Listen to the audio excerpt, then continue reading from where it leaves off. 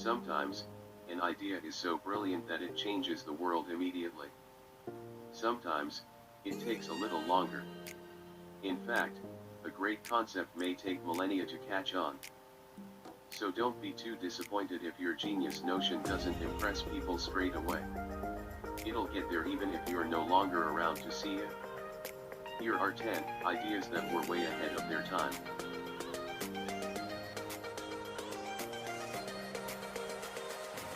Not only is it good for storing food and drink, it can also be decorated to make a luxury item. Discovered around 3600 BC in Mesopotamia, glass was only found in the hands of the elite at first. Given its fragility and the difficulty of its production, glass seemed destined to remain an expensive and rare material. One invention may have changed that, however. According to Pliny the Elder, an inventor presented himself to Roman Emperor Tiberius with a curious discovery.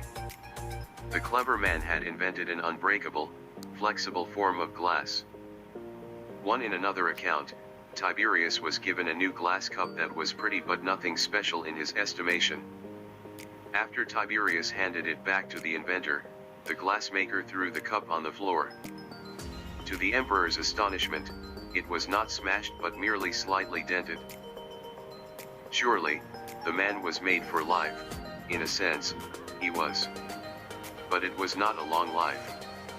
Apparently, Tiberius was concerned that this discovery would destroy the value of silver and gold, so he had the inventor beheaded. While Pliny thought this story was unlikely, some researchers believe the man may have invented an early form of the shatterproof borosilicate glass used today.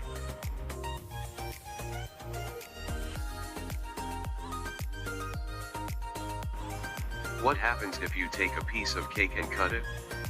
You get two smaller bits of cake. What if you slice it again? And again? For most thinkers in the ancient world, there was no end to the amount of cutting you could do.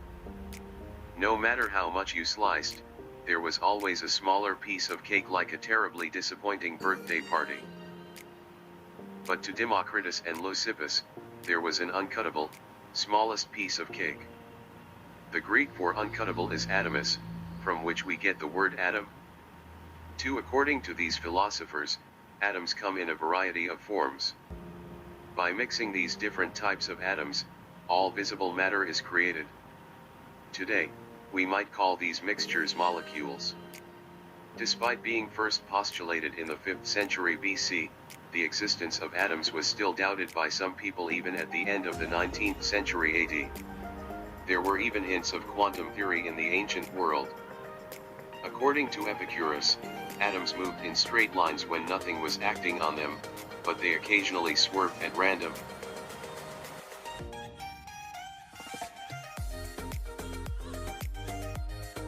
Living in the 1st century AD, he invented many things that would not be seen again for nearly 2,000 years. One of his first ideas brought science and religion together in a very pleasing way. Holy water has long been a feature of religious worship. In the ancient world, you had to pay for this water. But even under the eyes of the gods, some people would steal more than they paid for. Heron was on the case, however. He created the first vending machine. A worshipper deposited a coin into a slot, and this moved a lever that opened a pipe. Then the water flowed out.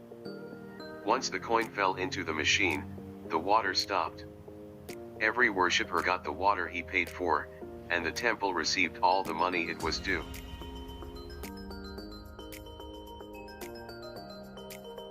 Seven of the books written by Heron of Alexandria still exist, and they are full of amazing inventions.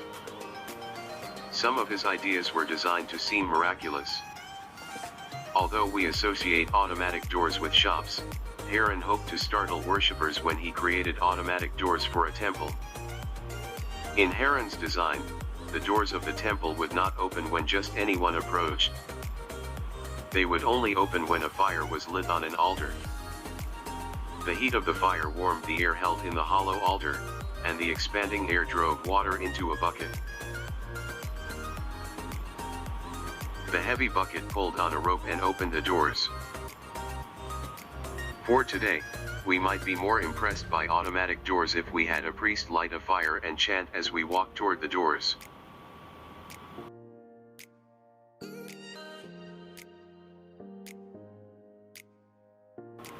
Heron was not satisfied with religious tricks. One of his inventions might have truly revolutionized the world. The Industrial Revolution of the 18th century in Europe could have happened hundreds of years earlier if Heron's steam-powered inventions had taken off. Heron understood that water expands when it is turned into steam. He created an object called the eolipile from a hollow ball and a few pipes.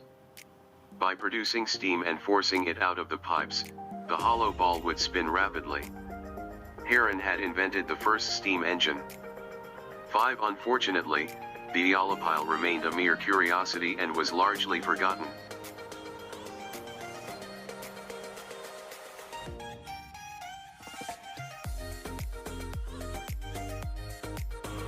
Pairs of glasses worn on the face to help people see were first used in Italy in the 13th century. As all individuals who wear glasses can tell you in this age of face masks, there are drawbacks to wearing glasses on your nose. Wouldn't it be much simpler if you could just pop the lenses into your eyes? In 1508, Leonardo da Vinci wrote a treatise that described how plunging your head into water changes how you see. He came up with funnels tipped with lenses and filled with water that could be attached over the eyes. They were not practical. René Descartes thought of a simpler version. Why not fill a glass tube with water and attach it straight to the eyeball? These lenses would have been the first to be directly in contact with the eye. Unfortunately, they would also have stopped you from blinking. To improve Descartes' design, Thomas Young reduced the length of the glass tubes so that the eyelids could close. But to get them to stay in place, he did have to use wax to stick them to the eyeball. Contact lenses were a good idea, but technology just had not caught up.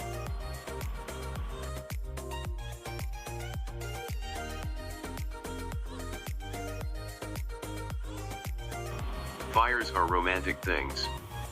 On a winter night, it is lovely to sit and watch one. But they are incredibly inefficient at heating a home. Most of the heat goes up the chimney. Those close to the fire can be burned on the parts near the fire and freezing on their backs. The Romans were not ones to let this inefficiency stand. They invented a method of centrally heating their homes. When they built their villas, they first created a hollow space under the ground. These spaces were supported by tiles with large gaps between them. Known as hypocausts, these structures allowed hot air to pass through them. A fire was channeled into the hypocaust, and the hot air warmed the home from below. The air was also drawn through channels in the walls. So the whole home was warmed and not just the parts near the fire. 7. When the Roman Empire collapsed, hypocausts went out of fashion and Europe became a much chillier place to live for hundreds of years.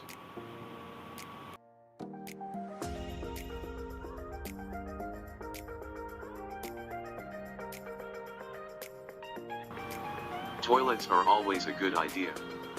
Contact with human waste is one of the best ways to catch a nasty illness, so trying to move sewage away from where you live should be obvious.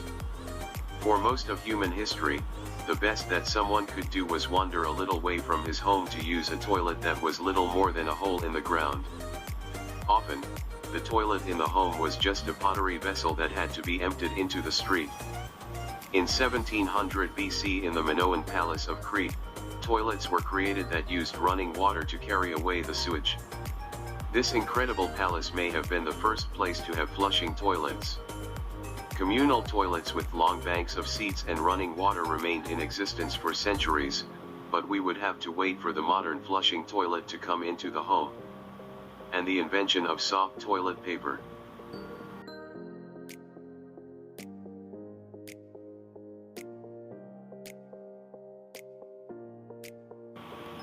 In 1822, Charles Babbage presented a paper to the Royal Astronomical Society in London, called Note on the Application of Machinery to the Computation of Astronomical and Mathematical Tables. It was nothing less than his idea for a mechanical computer. At the time, Long calculations were made easier by having hefty tomes filled with tables of mathematical results. To avoid errors in these vital tables and to do them faster than humans, Babbage had invented a machine to do repetitive calculations. 9 Babbage's difference engine would have been a marvel. Made from 8,000 parts cast in bronze and weighing 5 tons, this hand-cranked contraption would have churned out all the mathematical results you could ever want. It even printed out the answers of the calculations fed into it.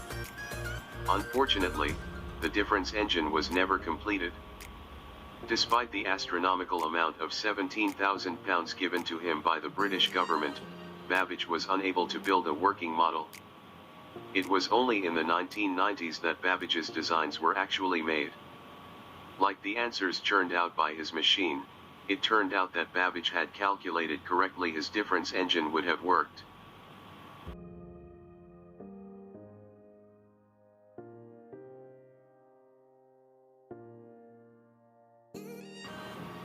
Charles Babbage's metal calculating machine was not the first of its kind, but it took researchers some time to work this out. After corroded and encrusted lumps of metal were pulled from an ancient shipwreck off the coast of Antikythera in 1900, historians were puzzled by what they might be. These green fragments would have to wait until they were probed with X-rays to reveal their secrets. The Antikythera mechanism, as these fragments were named, consisted of at least 30 metal cogs that had been housed in a wooden box. The device was made around 100 BC. The interlocking wheels were marked with symbols that could be read by the user and used to calculate the positions of the sun, moon, and planets. By turning the wheels, you could get the mechanism to tell you what the heavens would look like on any given night. Some of the dials were marked with balls representing the heavenly objects they tracked, for example, a golden sun and a red Mars. The mechanism could even predict lunar and solar eclipses. Nothing else like the Antikythera mechanism has ever been found. Ancient writers hint at objects that could model the night sky, but these items seem to have been completely lost from history. Perhaps other ancient inventions lie at the bottom of the sea just waiting to surprise us.